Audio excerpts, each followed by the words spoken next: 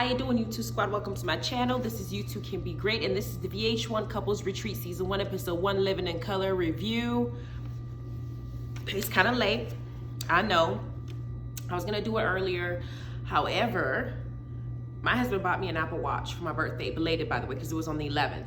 And I didn't like the watch. Not necessarily because I don't like Apple products, but because I thought I saw something, because I'm not used to wearing watches, and I thought that he would feel bad about it if I told him that I'm not used to wearing watches. I don't really want to do it. But he perceived my discomfort, and he suggested that he was going to return it and give me the cash instead. I had no idea how much those watches are worth, because he got the money, and I just came home. All I got was a stack of hundreds. I mean, those fresh new hundreds, the ones that have the codes on it, the lines are like blue. You can actually see that this one is legit, that it's not even a counterfeit money. Like, you know for a fact you got some real hundreds in your hands. And I just looked at him and I just felt so blessed. There was only one thing I could tell that man. Just drop your pants. You deserve this oral reward. And no, I don't feel sorry for it. I don't feel guilty. I am married and he deserves every bit of it. I'm sure it's in the Bible that you're supposed to please your man in that way when he does stuff like this. Because I know for a fact that for me, as stingy as I am, not stingy necessarily as frugal as I am with certain things, I know for damn sure it would be hard for me to go ahead and do that. But he's a real man. I just love that man so much. I feel like he is my person. He's just so wonderful. Oh my God, he's just wonderful. So I had to do that real quick before I end up getting in this video. So if I'm all sweaty and stuff like that, forgive me. Now, we are, this whole VH1 couples retreat nonsense, I feel like it's like a bootleg version of Marriage Boot Camp that we're gonna be watching. I felt like VH1 is giving me they're just baiting me to talk shit, because I can't see what else I could do about this episode I'm watching other than talk shit about it, because I'm gonna tell you how everything's set up. So we have our couples. We have Mendici and Yandy, which I believe that at least half of their marriage has been Mendici being behind bars. Then we have Michael Blackson and a half Cambodian woman named Adah. And they've only been together for almost 2 years, and they're already having what we consider relationship troubles. And I'm thinking, if y'all have been together for not even up to 2 years, not even a dub, and y'all are already having issues, this relationship, not even a marriage, your boyfriend and girlfriend, it's not even bound to happen. But I'm gonna tell you why I think that this is just foolishness, you know, to the umpteenth power later on as we go. But the next couple we have is Rasheda and Kirk Frost. Child, this couple is always in need of some form of therapy. If Kirk is not cheating on Rasheda is getting pregnant against her will because Kirk is not wanting to be a father, and he's, you know, he wants to have an abortion. He wants to say it out loud to her. Or Rasheda's trying to open up stores, whatever the case is, or one of their children is being convicted of something, or allegedly being, you know, locked up for something, or Kirk is out there having babies with some strangers he's picking up at strip clubs. There is always something wrong in this particular couple's relationship. So them coming to this retreat, y'all should have took your ass to Marriage Boot Camp. Hell, you are the couple that actually needs it, other than that Fizz and what's his name's bullshit relationship that we're on there to just waste our time. That Fizz and Tiffany, y'all ass should have been on that show. But they're in this couple's retreat, and I'm just thinking this is gonna be some foolery to begin with, seeing these two. Because Kirk and his 3 earrings gives me some weird ass vibes. Because Kirk, I don't even know how to explain him. He's a project. He's like a science project I need to go ahead and decipher. Then we have Ray J and Prinky Norwood, who always stay filing for divorce on social media, and not one of them know about it until it's on social media. Hell, TMZ is the one that tells them when the other person has filed for divorce. They're coming here in this couple's retreat. No sex, no love, no hand holding. Obviously, Princess has been going through a lot of stress with Ray J because she done lost a lot of weight. Meanwhile, Ray J gained all the weight. So they both deal with heartbreak differently. She drops the weight, he gains the weight. I'm a heartbreak person, I lose weight when I'm a heartbreak. Whereas Ray J, I guess he gains weight. Then we have Delicious, who's absolutely beautiful, her real name being London, and Raymond Santana. Now, this is the only couple that I feel like, up till they give me some shit, I'm not going to talk shit. Because I understand Raymond's background. I remember the Central Park 5, and I saw the show that was supposed to give us an idea of what happened with the Central Park 5. And by the way, these were kids that were being accused of, I believe, rape and murder. And the system at the time, all you saw is just minorities in a bad neighborhood. Kids were coming out of some, you know, in a park or something like that. They made an effort because they wanted to figure out who raped and killed a white woman. Everybody had to answer for it. Trump went and took out a full-page ad stating that these kids needed to be executed. These are children.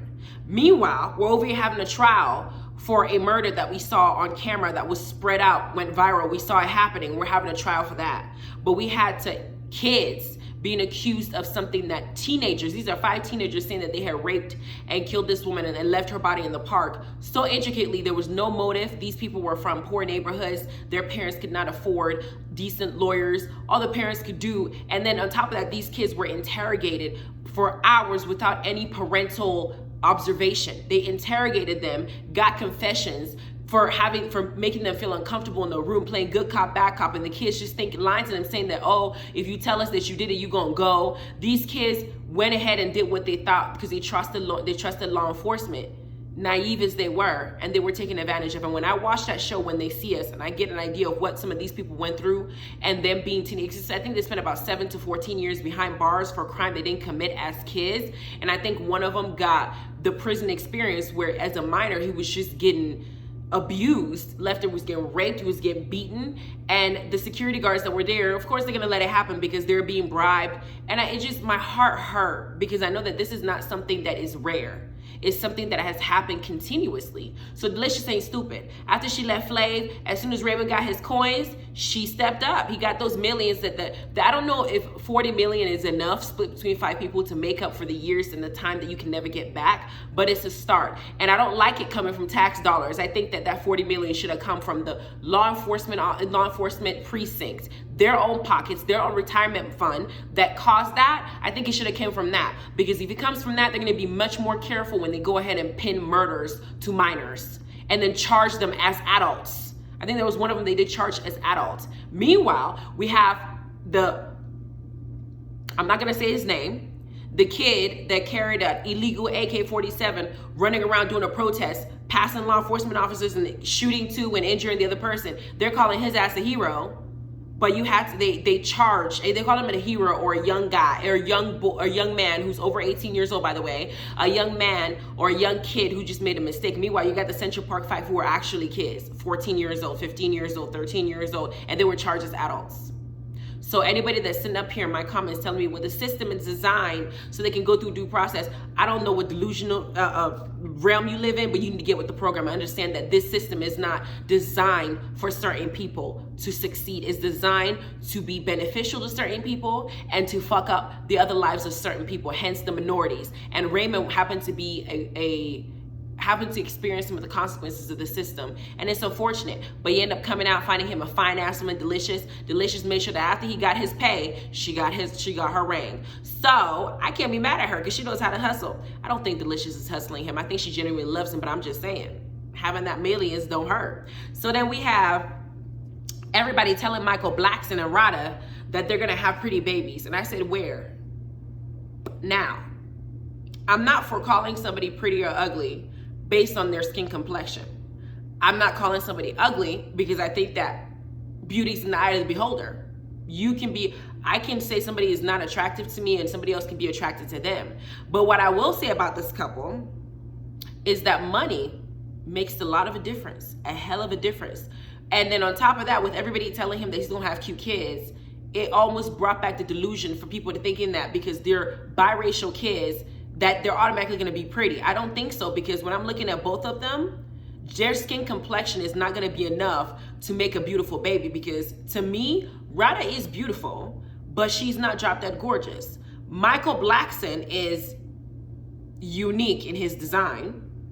I don't think that combined with them making children, that kid is gonna be so fine, because I think that they're banking on the stereotypical, well, light skin is the prettiest. It doesn't matter what features are, but let's be clear, I've seen some light-skinned people that are hideous as hell, and I've seen some dark-skinned people that are gorgeous, and I've seen some that are hideous as well, and I've seen some light-skinned people that are beautiful. I've seen ugliness in both lines, but it seems like looking at Michael and Rada, everybody's like, you guys gonna have some pretty babies. Like, stop it, please. Then we have Delicious saying that she has a history with Michael Blackson because she had made a movie with Michael, and her ex-husband, they were showing like I guess a rough cut of it. Her ex-husband comes in and he damn near breaks Michael in half, as skinny as his ass is. And so he said they were jumping out the windows, that it was written, we should read about it. Then I'm just thinking that I'm looking around at all the couples that they chose, and I'm thinking this is supposed to be a display of black love. I don't necessarily see all black people on the cast, so I don't know. It's supposed to be a display of black love, and it's supposed to be love and hip. It's VH1 couples retreats. I almost feel like it was like they're trying to do that. We're gonna have all love and hip hop characters or couples to come in there initially, so they can say that this is basically an extension of love and hip hop. But because maybe they didn't have enough couples to be able to do it, then they decided to plug in some randoms. Delicious and Raymond are not love and hip hop affiliated, and then Michael Blackson and Rada are not love and hip hop affiliated. There's 3 couples that are love and hip hop affiliated, and the other 2 are not. I wonder what the hell Bambi and Scrappy are, because they definitely need to be here too without Mama D. And I'm also wondering where I don't think that Papoose and Remy need to be here, but I do think that they could have added Peter Guns, and you know, he's crazy mess if they wanted to give us some more drama situation, but hell, who knows. Then we have Rasheda and Kirk in their rooms, or they're talking, and Rasheda and Kirk are really feeling themselves. They feel like their relationship being 20-year long of stupidity and cheating and infidelity and lies and embarrassment and humiliation, that they've gone through enough to where they can impart advice on some of the couples there. I said, "Cha bitch, don't nobody want advice from Rasheda and Kirk? We didn't see your husband cheat on you when you were carrying his child, and that's after he asked you to have an abortion and saying that he wasn't ready for a baby. Then, to add insult to injury, he was having a threesome in that lake house when he cheated on you, didn't have any fucking remorse, and acting like it was Rasheda's fault. Then he went and then slept with some stripper girl he met. Not only slept with her, he put her in an apartment, he bought her a private phone, she had a different number, he put her ass in the same building as his wife, didn't even give a damn, so you can sleep with his wife. He brought her around their family, and when she got pregnant, he denied his own child that he made outside of wedlock. He didn't put your ass through hell, and then you had admitted in the previous shows that you yourself have cheated in the past. So I don't understand what makes you think that this 20 years of fuckery gives you the right to be able to, gives you the knowledge to be able to give any advice to anybody. Hell, y'all are 20 years in and y'all still having this type of stupid in your marriage. You don't need to be getting advice. Your ass need to be the one taking advice. Then we have Raya and Princess and talking about how they're going through yet another divorce. They're sleeping in different rooms. And I'm just like, I don't feel sorry for Princess's ass. I don't. Princess is beautiful and I don't think that she's a bad person, but I don't feel sorry for her. It's almost like Jocelyn crying about Stevie J. I don't feel sorry for her ass either, even though I know Stevie J is manipulative. I don't feel sorry for her. Why? Jocelyn made me talk about, she dogged Mimi out, talked about her having a flat ass, talking about how she's gonna steal her man again. She took that man and she knew what she took him. If a man is gonna be with you cheating on somebody that has been good to him, that he himself has said has been good to him, because Stevie J said Mimi has been very good to him. They've been together for a long time. He's been supportive. She's been supportive of him. And for a while, he tried to do little sneaky ass shit to get back into her life when she realized that, but he realized that she wasn't taking him back after this last message, because he embarrassed her to a point where she said that she was broken to her core. And Jocelyn, you were reveling in it, and you were throwing it in her face and making her feel like there was something wrong with her, calling her all sorts of May this, May that. Not that Mimi is innocent, don't get me wrong, but you chose that. You wanted Stevie, so now you want to cry about him. Girl, you wanted him, right? You stole her man, right? So you got him. The same situation is what I see going on with Princess and Ray J. I remember that Princess was the girl that Ray J was cheating on Tierra Marie with in the beginning when Love and Hip Hop Hollywood first started, and Ray J and Tierra wanted to be with him. Ray J was denying her, saying they were never together, even though he later admitted that they were together. He also admitted that his family preferred Tierra Marie and that everybody likes Tierra Marie. And then he went so far to embarrass her by throwing her dirty clothes on the floor, saying that she needed a Monty stat and all this other stuff because she's nasty, and trying to make it seem like she had a dirty puss. And then on top of that, you had Princess calling her fat. I mean, they broke her down. And then the reunion, they try to put her out there like a hoe, saying that she was out here sucking Berg's dick. And even if she did as a single person, it is you're saying that not because you want her to, there's no reason for you to do that other than try to embarrass her or slut shame her. And you sat there the entire time, Princess, and you let it happen because you felt like you got your man. And you were cool with having your man, right? So you got the man. Now you have to live with what you reap what you sow. This is what you wanted. And now that he's doing the same shit to you he put Tierra Marie through. He just didn't marry Tierra. Hell, maybe Tierra was lucky for him to have broken up with her and broke her heart so she can move on, because now you got to deal with him and his shot. So good luck, girl. I don't know if I don't feel sorry for you. I feel sorry for the children y'all made. because I feel like I would have hoped that I like families being together, and I don't like families breaking up. And when it breaks up in a messy way, it creates a problem for the kids. I'm a product of a divorce or separated parents, and I had to reap there was a lot of penalties that my sisters and I had to deal with, and I'm putting it in my book about it. And it's not something that's conventional. It's not something that any kids should have to go through. So I'm more so feel sorry for those 2 kids you guys made. I'm not feel sorry for you, girl, because you chose him. Now we have Delicious and Raymond talking about how they've been through hell because everything went by so quickly. He got the money, the settlement from the government for, falsely incarcerating him. Then she got married with him right away. Then the pandemic happened and they had a miscarriage. Being that they're in their 40s, it's already a difficult situation. So they've been through a lot in the short time that they've been together, and they're technically still in the honeymoon phase. Then you got Michael and Rada. And at first I asked the question, how are these people having problems when they haven't even been together for almost 2 years? It's like, y'all are still supposed to be in the honeymoon phase in the beginning. Y'all haven't even had time in 2 years, and the adult life is not really nothing. Not even 2 years. It's not as much time as you need to invest to be able to be having relationship troubles to where you're over here going through what's considered some form of therapy. It's ghetto therapy, but it's therapy anyway.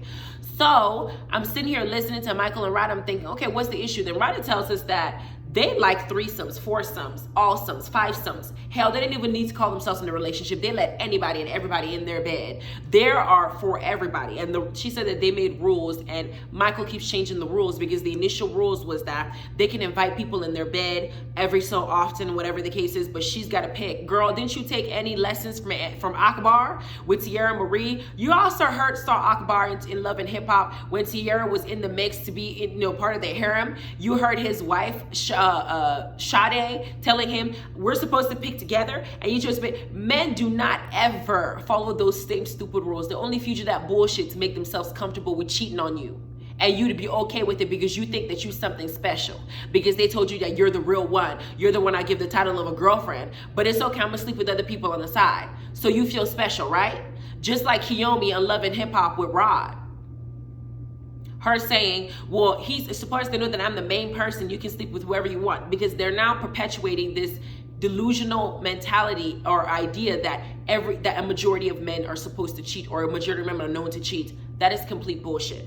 I know that a majority of men have cheated at some point in their life, where maybe they're going through puberty, and maybe they're still learning, maybe there's certain things that they're broken somehow, and they have to learn how to love themselves to be able to love somebody else, or they are lacking in something.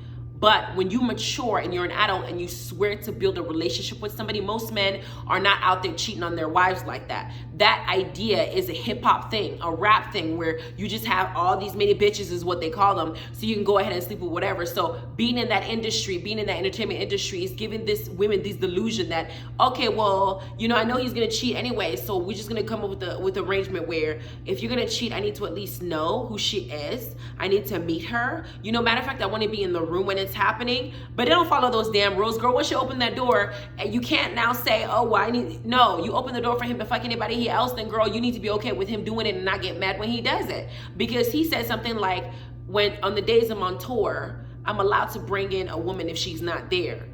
It's almost like he has sex with you when he's in town with you. You're the woman of the town, but when he goes to another town, he has a woman in different zip codes, different area codes, and you get mad, but you open that door. I don't understand that concept of how a woman can think that. It's not even polygamy. Polygamy is different, because in a polygamous marriage, it's a marriage. The man marries all the women that he's with. So the woman is not just building a relationship with the man, she's also building a relationship with you. So you also have somebody called a sister wife, and you see that person every day. Y'all have kids, y'all build a family. So you know that if he's not in your bed, he's in one of your sister wife's bed. It's not like he's out there on tour sleeping with whoever. In polyamorous relationship, they have different partners, when they have sex, and it's like fluid, right? In a threesome, foursome, this type of relationship that you're trying to create is a relationship of insecurity.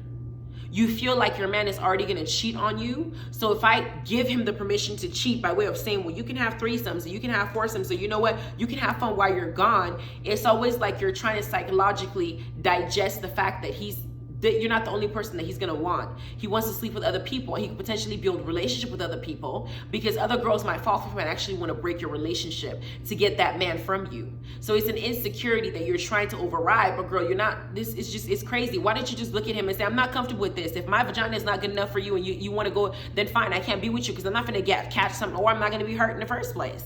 But now they're here, barely 2 years in, and you're complaining that you're having relationship issues. Of course you have relationship issues. You're not the only one in a relationship with him.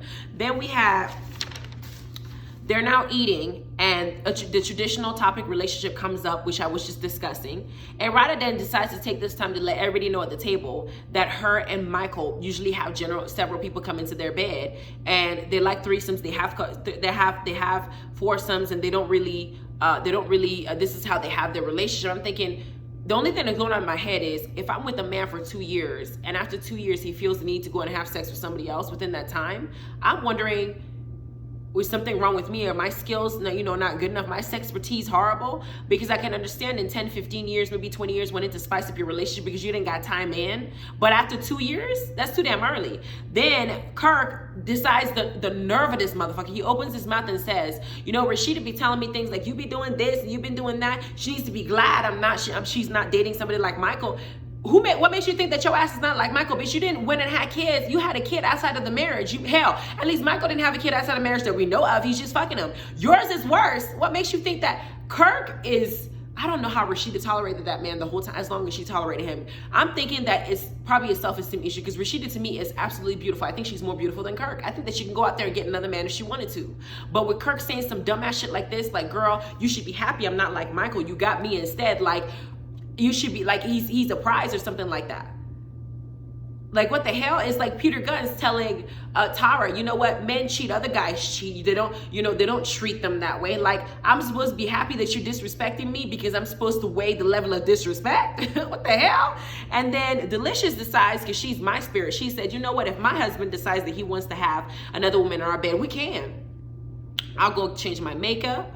I'll put on some wig. I'll even change my accent and my name. I'll be Alexis for the night.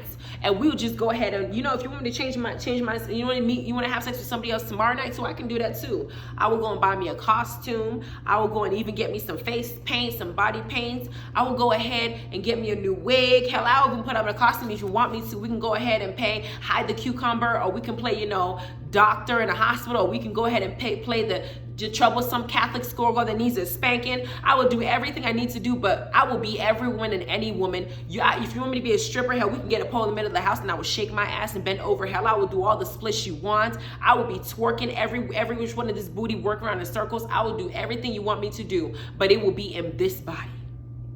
We are not letting a stranger in our bed. That's just what it is. Then we have relationship life coach, baby boy Tyrese, mama AJ Johnson. Y'all remember her? And baby boy with Tyrese, she's the girl that had her legs up, and he called it the African squat or something like that. And he was like jumping around. This big old muscled up guy had her just tearing that ass up. And she's like, ooh, I love to ride. I was like, oh my God, we about to take relationship life coach lessons from somebody that was liking to ride on the movie, because I can't see her.